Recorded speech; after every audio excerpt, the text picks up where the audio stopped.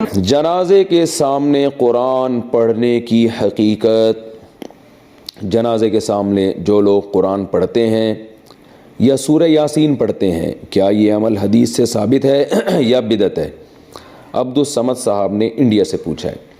جنازے کے سامنے اسپیشل جنازے کی وجہ سے قرآن پڑھنا یا سورہ یاسین پڑھنا میرے علم میں ایسی کوئی حدیث نہیں ہے، تو اور جب تک جنازے کو نہلایا نہ گیا ہو تو اس کے سامنے تلاوت کرنے کو فقہا نے غلط لکھا ہے، ناجائز لکھا ہے۔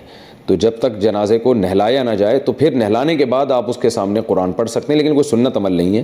ہوتا یہ ہے کہ جب جنازے کو نہلا کے لایا جاتا ہے، گھر میں رکھا جاتا ہے، تو جب تک یعنی نماز جنازہ کے لیے لوگ جمع نہیں ہوتے، میت کو گھر میں رکھا جاتا ہے، تو اس دوران علماء یہ کہتے ہیں کہ اس کے پاس بیٹھ کے قرآن کی تلاوت کریں۔ وہ اس لیے کہتے ہیں کہ ورنہ اگر تلاوت نہیں کریں گے تو ادھر ادھر کی فضول باتیں کرنا شروع کر دیں گے، لوگ غیبتیں بھی شروع کر دیتے ہیں۔ اب جنازہ رکھا ہوا ہے تو بہتر ہے نا کہ اللہ کو یاد کیا جائے، اللہ کا ذکر کیا جائے، آخرت کی یاد کو تازہ کیا جائے۔ تو علماء اس لیے کہتے ہیں کہ وہاں بیٹھ کے قرآن پڑھ لو یا سورہ اخلاص پڑھ لو، سورہ یاسین پڑھ لو، کوئی بھی سورت پڑھ لو، تاکہ آپ فضول چیزوں میں اپنا ٹائم برباد نہ کریں، اس وجہ سے کہا جاتا ہے۔ اور اس میں پھر جنازے کے میت کے ایصال ثواب کی نیت بھی کی جا سکتی ہے، کیونکہ اس میں بہرحال فقہا کا اختلاف ہے کہ میت کے لیے قرآن پڑھنا جائز ہے یا نہیں ہے۔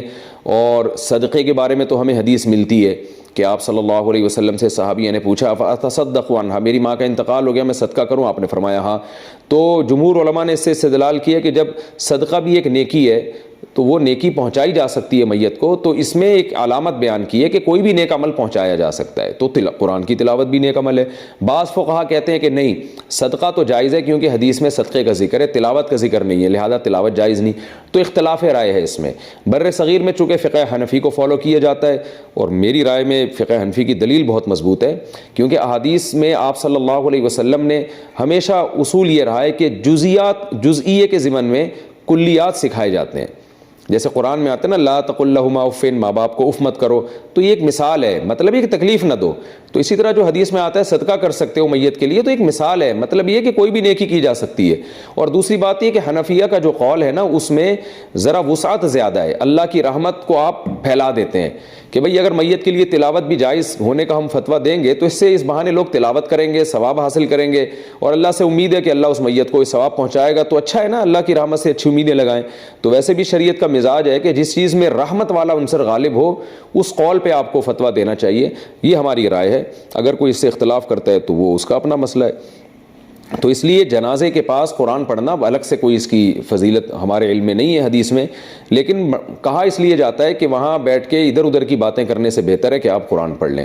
البتہ قرآن خوانی میت کے لیے یہ جائز نہیں ہے، کیونکہ قرآن خوانی کو کہتے ہیں کہ لوگوں کو قرآن پڑھنے کے لیے جمع کرنا۔ تو قرآن پڑھنے کے لیے جو جمع ہے نا، تو اجتماعی عمل کے لیے ثبوت ضروری ہے، یہ خوب ذہن میں رکھیں۔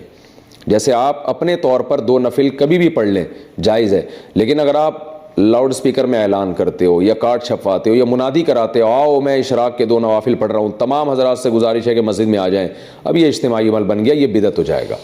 تو اجتماع کے لیے آپ کو دلیل کی ضرورت ہے، اس لیے علماء کہتے ہیں کہ اجتماعی قرآن خوانی یہ بدعت عمل ہے، کیونکہ یہ ایصال ثواب کے لیے آپ ایک عبادت کر رہے ہیں، اور اجتماعی سطح پہ تو ہمیں نہیں ملتا کہ صحابہ کرام میں کہیں کسی نے کبھی اجتماع کیا ہو۔ حضرت ابو بکر کا انتقال ہوا تو کہیں نہیں ملتا کہ حضرت عمر نے تمبو لگایا ہو اور سب لوگوں کو جمع کر کے ان کی قرآن خوانی کی ہو۔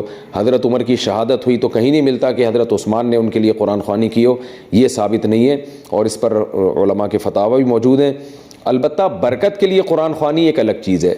برکت کے لیے یعنی مکان دکان کی برکت میں جو قرآن خوانی ہے وہ عبادت نہیں ہے، وہ از قبیل رقیہ ہے، رقیہ دم، تو اس کے لیے ثبوت کی ضرورت نہیں ہے۔ لیکن بہرحال بعض علماء اس کو بھی بدعت اس لیے کہتے ہیں، بدعت تو نہیں یعنی بدعت کی تائید کا ذریعہ بنتی ہے۔ تو بعض علماء کہتے ہیں کہ اس زمانے میں برکت کے لیے بھی قرآن خوانی نہیں کرنی چاہیے، بلکہ برکت کے لیے گھر کے اپنے لوگ مل کے قرآن پڑھ لیں یا نماز پڑھ لیں یا دعا مانگ لیں۔ لیکن بہرحال اگر کوئی برکت کے لیے قرآن خوانی کرواتا بھی ہے تو اس کی بہرحال گنجائش موجود ہے، احتیاط اسی میں ہے کہ اس کو ترک کیا جائے، کیونکہ لوگ ایصال ثواب اور برکت والی قرآن خوانی میں فرق محسوس نہیں کرتے، تو وہ دونوں کو ایک ہی سمجھتے ہیں، اس سے پھر بدعت کی تائید ہوتی ہے۔